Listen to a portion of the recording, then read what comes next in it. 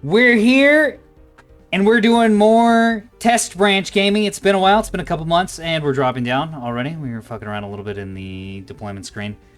Oh, so excited. This is what the Coliseum does best.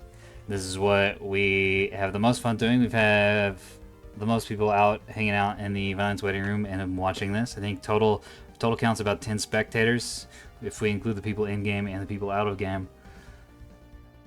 And we're here, 3K, 4v4, Team 1A, and Team 2 OSP, Stack v Stack on the Coliseum server. We're also here on Pillars. Blue Barrel, Hellcringe, Dramis, and Scalord on Team 1, Hellcringe's Hunter. Austral, Rom, Sir Boom Lover, and Xenophon of Athens on Team 2. We dropped down here with the OSP, so we're going to go through these fleets first. There have been quite a few changes. You know, the smart thing to do would have been to go through the change log beforehand, but we're just going to have to do that during the match after we go through these fleets. Rom's got, or perhaps while we're going through these fleets, because I got a couple of these memorized already. 250 bulk freighter with containers on the backside. Presumably those are decoy containers. Yeah, chaff decoy, sell. What? Oh, I've got the wrong one selected. Okay. Yeah, decoy containers. And some support containers with which might be killjoys. Containers got a lot faster. Decoy containers got a lot faster programming time. They only have 2 seconds now.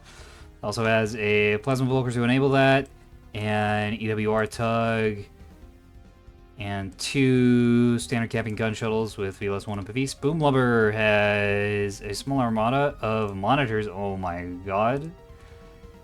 4 missile monitors. Semi-actives, obviously. How many do these have a piece? Not that many. About 72 a piece for these. Oh, and one of them has a bunch of different kinds. Okay. 2 Illuminator shuttles and escorts. Xenophon's got the capping fleet, no surprise there. Mine size is decreased, so you can fit more per magazine. So Xenophon has the multi-mission mine tug. Double V's, gun on the nose, mine. Oh no, this is like a very... This is just a mine tug. It doesn't come with any jamming. How many of these you got, Chief? 1, 2, 3, 4. Okay, 2 of them are the standard MMTs. 2 of them are mine-focused tugs. 3 MMTs. Then we got 1 rocket shuttle, 2 rocket shuttle. And then 1, 2 gun shuttles, and then 1 nearly naked capper, which is locked and probably going to get murdered here before too long by the forces on the lower side of Echo. I think that music just got way louder. Yeah. Go ahead and turn that down. There we go. That's much better.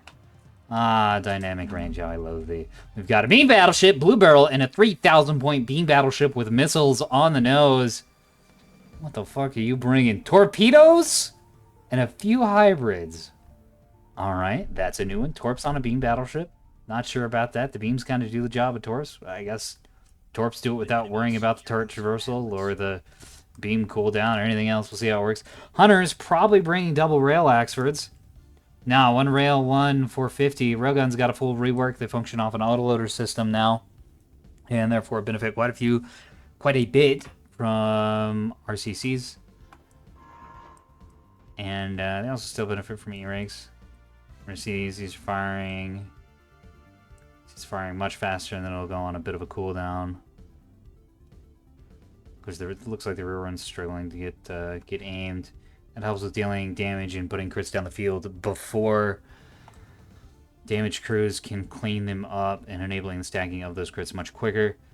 He's also got the 450 Axford has a bunch of wing 120s and is relying on soft kill to survive. That's a bit risky. Chaff got a bit of a size nerf. We'll see. Now, this is Dramis's build, actually. I've switched to Dramis's. Oh, man. This is already starting out to be a bit of a mess. Dramis has a bit of a cat fleet with an anchor. Kind of a classic Dramis dad fleet. All the sprinters are these side-on Torp sprinters with 1 VLS 1, 1 Defender, 1 Torpedo Bay, and 1 Mark 61. It's got 1, 2, 3, 4, 5 of those, one of which is already dead. Oh, the naked one that went to Alpha is already dead. Look at all those shots. Yeah, one thing to note about that one is it doesn't have an AUG steering, despite being an A-capper. Interesting. That is a little odd. It's got a magazine instead. Not sure about that one. Scalord has has double voxels. Mark 64s, defenders. Defenders now 5 points more expensive a pop, by the way. Yeah, 2 of those. 1 with a bullseye on the roof, which is interesting. 1 jam frig. 1 hang up 2 blankets and nothing on the bottom. No soft kill. It's 2 jam frig. Yeah, he also has double burfing on those voxels, which I think is a big misplay. Ooh, yeah, we're gonna need to mention that in the interaction report that you don't actually want double birthings on voxels. It's kind of expensive and it's pretty bad. You don't need it. Looks like there's a bit of a scout war going on. He does see one of the MMTs and is definitely gonna beat it. Voxel beat MMT pretty handedly while we've been going through the fleets. Both teams have taken the naturals. No one has taken alpha. That seems to be the standard for all the rail changes and the other changes. Has made it really hard for anyone to take alpha. Auxiliary steerings now have a compounding cost, 1x. So I think 2 auxiliary steerings are the same price, but the 3rd auxiliary steering costs extra and goes from there. That is correct. Okay. Missiles hit fight on Charlie. Yeah. Yeah. One missile hit on the sprinter. We'll be fine. And it looks like the main ANS push is going to be lower echo side with 2 voxels and then the battleship. Battleship's going to get behind the usual spot. Really fantastic for controlling alpha and just controlling the whole lower side of the map, really. But I think ANS is going to struggle to get anything onto that A point. Or, yeah, both teams actually are going to struggle to get anything onto that A point because we've got this MLS2 monitor Giga Spam parked down here, and I think 2 rocket shuttles. Of course, these do require direct line of sight, and monitors are not agile enough to get good line of sight. Although they did get a 100-point boost to their linear thrusts that will help with their agility a little bit, but their top speed hasn't changed. We're getting our first engagement up on the top between Rom and Hunter. Indigo, you have a shitload of noise on your mic. Fix that right now, please. Thank you. Rom dodged most of the salvo, but it looks like Hunter got a few shots in. Yeah, let's take a look here. Plasma, yeah, these are pretty much fine. 1 flat cannon is taking some damage. 1 of the braking thrusters is taking some damage. And the plasma ship is taking a little bit of damage on those T-81s. I even had a fire set. And, wow, had an RCC redded. The enemy is securing Zone Atlas. Rail damage be whack. Little peek and Looks shoot. like OSP securing Zone Atlas. Yeah, this is gonna get beamed. Yeah. Ooh, that BB's going a bit too far out. If Austral's paying attention, he should punish that immediately. Well, his shuttle's just gonna dodge the beam because it's apparently faster than the beam turret traverse. Well, he has torps. He should be firing them right now at it. Nah, not at the angle. I bet you those are hot launched. And at the angle it's at right now, those will probably just slam into the rock. Rom does not actually have an angle on the beam battleship right now. He's trying to get to There it. they go. There goes the torp. They are hot launched, but they do have enough agility to get around, but they're just gonna miss anyways. That's unfortunate. So the battleship does have to get onto the point. Tramus gets DC'd, which is also unfortunate. Bonk. There goes that alpha cap. Oh, Presidina, one of the plasma liners peeking out in the BB right now. The enemy is securing Zone Atlas. These are Obelisk plasma liners. Okay, here comes the S2s on the battleship here in just a second. That monitor pack has unmasked. This battleship has 2 interrupts and 2 chaff boxes and 2 defenders. I have a feeling this battleship is about to suffer immensely to this. Yeah, especially with the chaff deploying like that. Bunch of MMs come in, but it doesn't matter. Yeah, this battleship's just dead. Yeah, that's why you. Massive misplay. That's why you don't. That's why this rock. Okay, so those of you in the audience, this rock right here that we're looking at, just to the side of Alpha is really strong for the beam battleship because it can sit here alone, unescorted, and beam anything that gets onto Alpha very easily. It unmasks, it beams, it gets behind the rock. It can also maneuver around this rock to make it extremely difficult for enemy missiles to punish a lone battleship. However, if you move this far away from the rock, this is 1.5 kilometers, maybe 2 kilometers away from cover, you can no longer use the rock to dodge missiles, and so you just get murdered by S2 Gigaspam, as we just saw. The ANS managed to cap Alpha, but they lost an entire fleet for it, and the only fleet that can really hold Alpha on this team. Scallard might be able to contest and challenge it, but if there's a concerted OSP push for that point, there is nothing left on this team that can really well and truly stop that. The monitors are going to be eating some 450 and railfire for their trouble, but they're going to mask eventually. And yeah, this battleship's just toast. There's a mag crit. Or not a mag crit, a fuel line fire, and it's dead. Another wave of missiles gone out, entirely unnecessary. Unless these are going up. Yeah, these are going after the Axfords. Yep. I don't think that's going to work, though. Double Axfords, well, I think these are going to be fine. I think the rebounds on the RCC covered rail ship are going to be enough. Oh, yeah, look at that. And the, oh, shit, one of the Axfords has Auroras on it for cleanup? Nice. Yeah, look at that. Defeated that in its entirety. It's a shame he didn't fire all the missiles at once, because I think if he fires everything, like a max salvo size of these, they actually do get through that. But these 2 half salvos are not going to punch through the flak and the Auroras. Yeah, look at that. Because they get real close. But now these monitors haven't done any damage to that Axford group, and they're eating a lot of counterfire. The rails wrecking hell on the monitors, especially because of how compressed all these components are.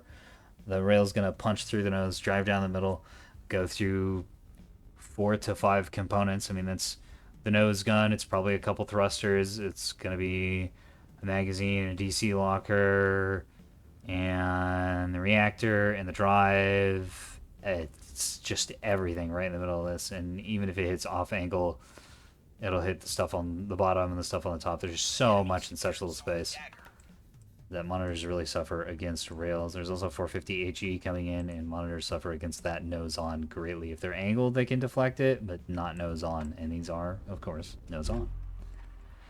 So this monitor group's going to be in big trouble. OSP, meanwhile, has managed to loop around the backside and grab the cap on Delta. Who's got control of Dramus' ships? Ooh, Blue Barrel has control of Dramus' ships. That's unfortunate. He's kind of a new player, and he's, I mean, as we see from the fleet, he's not really a small ship guy. He's a big ship guy.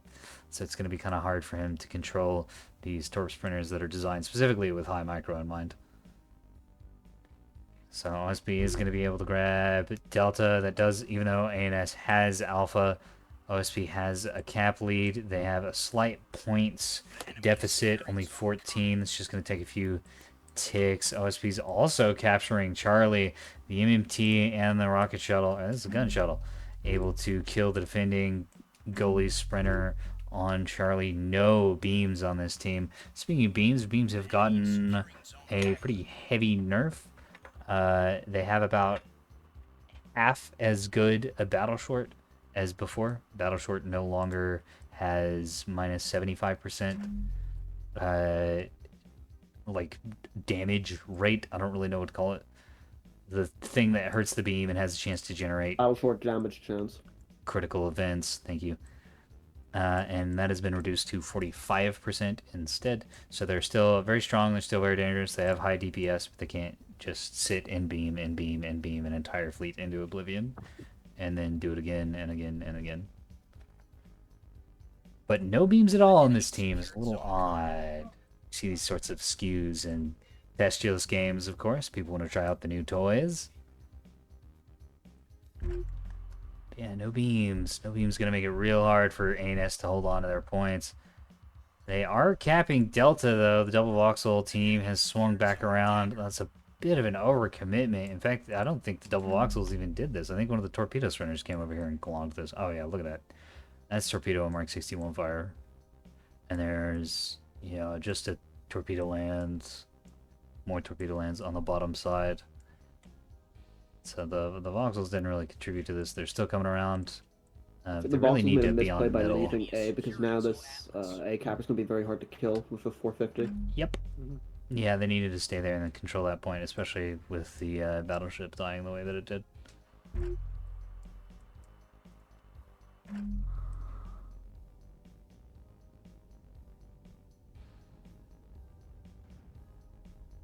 Oh yeah, this shuttle's definitely gonna get this point. It's gonna orbit dodge all the 450. It's gonna eat a few rail rounds. But that's not a big deal. And the voxels are masked behind this rock, and they're gonna stay masked behind this rock for a long time. I mean, poor Hunter. This match is very scuffed now.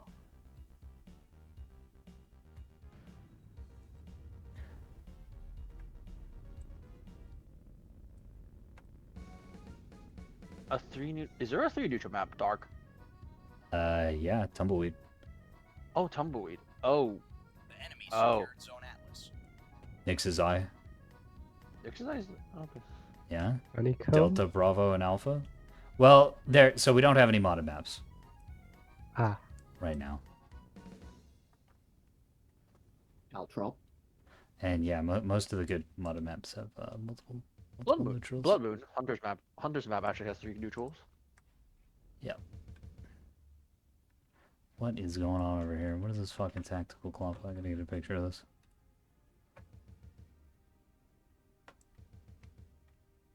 Here, we're gonna get an even more zoomed out one.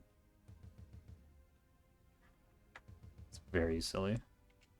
So like What's wrong with- 9k points just camped out here behind this rock.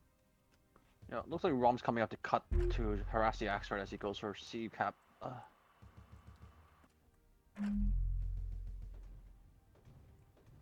Yeah, it's pretty much over for an ANS at this point, though. Is this Axford has? Oh, is this Axford has Mark 21s? Huh? Mark 61. Sorry. It's about to have a whole lot of no armor. It's got Mark 62s. Yeah. Sorry. Plasma barf. Oh yeah, plasma is closer range now.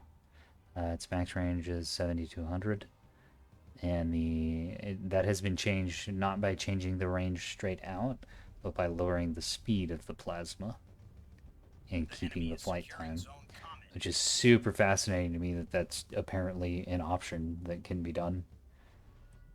It's fucking simulation games. Crazy, man. And yeah, it's gonna make it a little harder to land plasma shots at medium and long ranges, as we're seeing here. And it also reduces the range of the plasma by about 1,000 meters. The enemy is securing Zone Atlas. Man, all that plasma's missing. That sucks. ANS is grabbing Charlie. They're grabbing Alpha, though I think the Alpha ship's about to die. Or all the missiles are going to go for the battleship instead. Yeah, the battleship not going nuclear after all those missiles is actually pretty good for the ANS. And I'm surprised. Usually battleships do go nuclear after a missile dump like that. Although it did eat a reactor fire. Or a fuel line fire. And that's what killed it in the end. So that could have been a reactor explosion instead, but it wasn't. More plasma coming out and just tickling the tip of Hunter's Axfords here. Just a little runny nose. Actually, Dark. It looks like they didn't decrease plasma speed. They just reduced the flight time. That's what he said. Speed. Oh, yeah, that's what he said. Sorry, I didn't quite hear it properly. Sorry.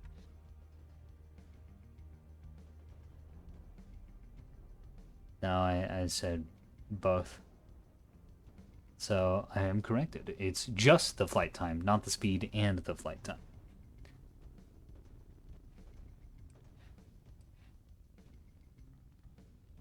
Pretty neat. Yeah, the patch drop yesterday morning. The enemy is securing Zone Atlas. And the people have been grinding on the Testulous pretty hard. This is my first venture into the Testulous environment since then. But oh boy, the pit has been a buzzin'. Let's have all the public tester channels on the main Discord. It's nice that there are now dedicated public channels for testing on the main Discord.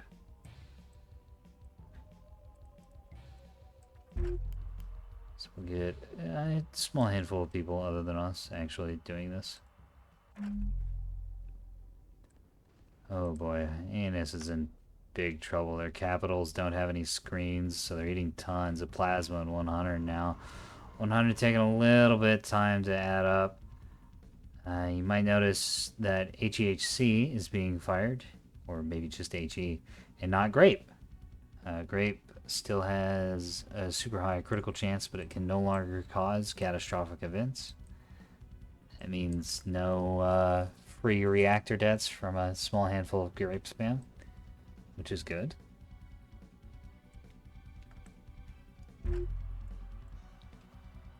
What was this patch intended to fix? A lot of things. Do you mean the Grape change specifically, or the patch as a whole? Yeah, the patch as a whole.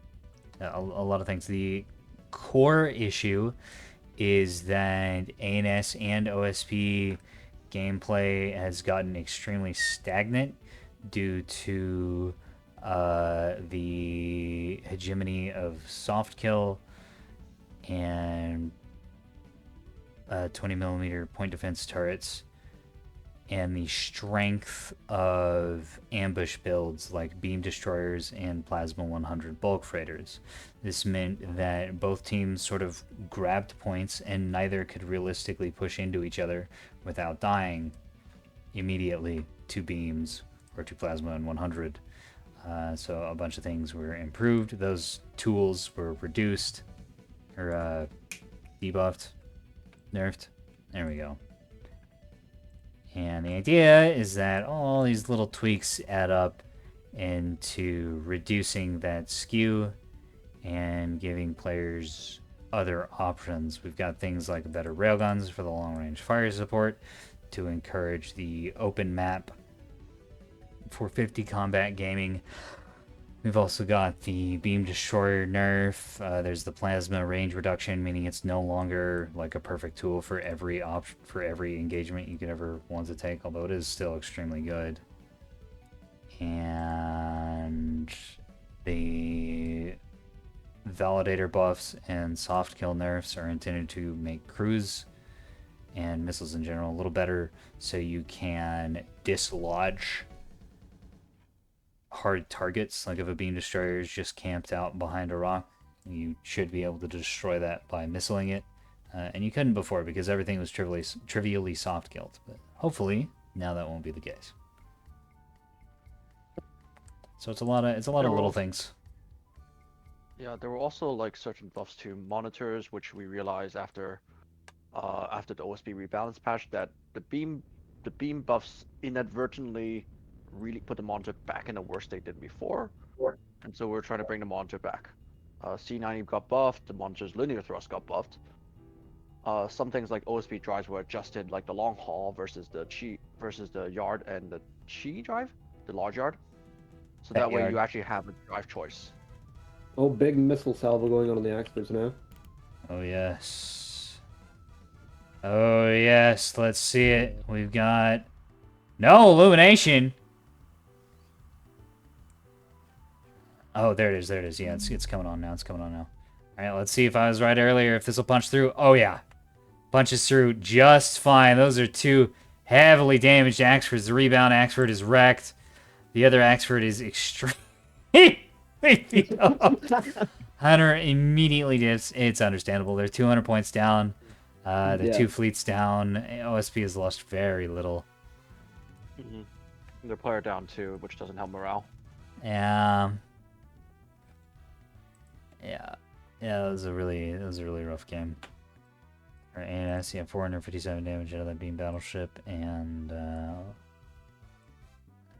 I It's not really good.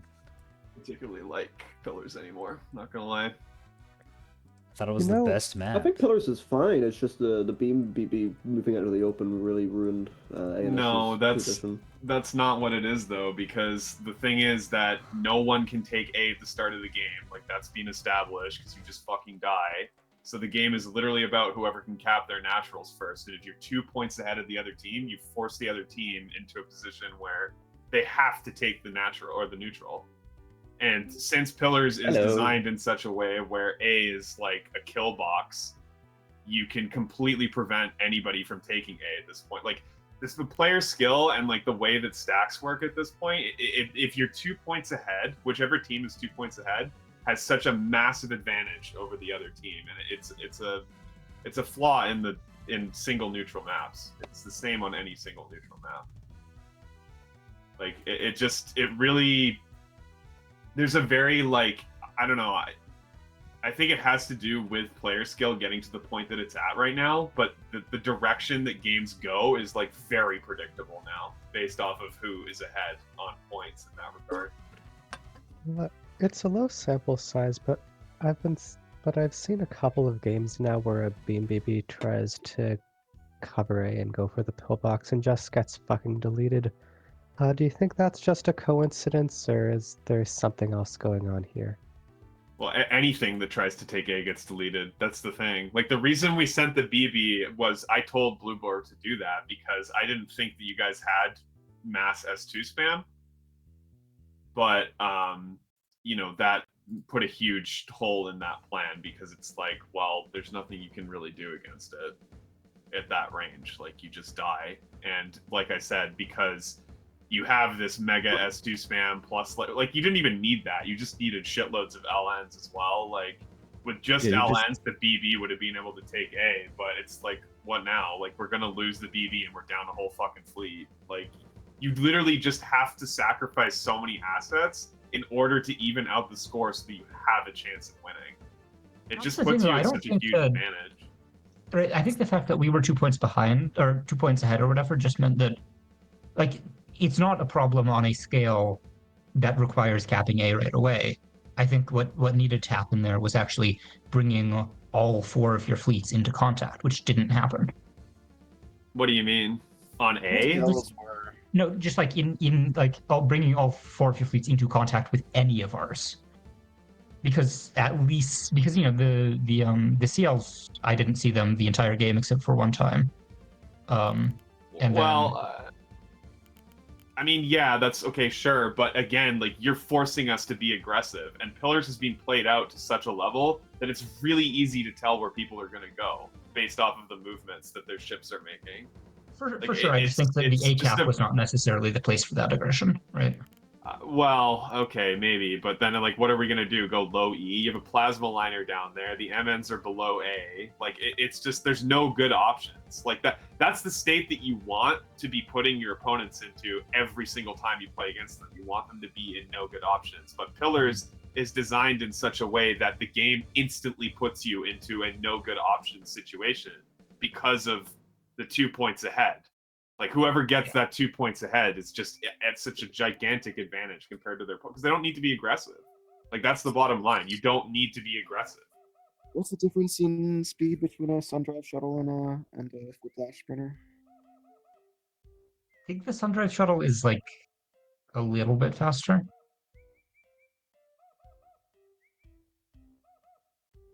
All right, there's that game. Got into a lot of discussion about map design and map balance, which is fine, good, encouraged, quite desirable. I hope you enjoyed that, even though we didn't talk that much about the changes. There was a lot of discussion about Pillars itself. That's what we do around here. If you want to participate in this sort of thing, there's a link down in the description. We're going to be doing... Oh, man. We're going to be doing testing games for like 2 months? I don't know. However long it takes for this patch to come out, it'll be out when it's out. And we're going to be right there on point, baby. Oh yeah, I love public testing. It's so much fun.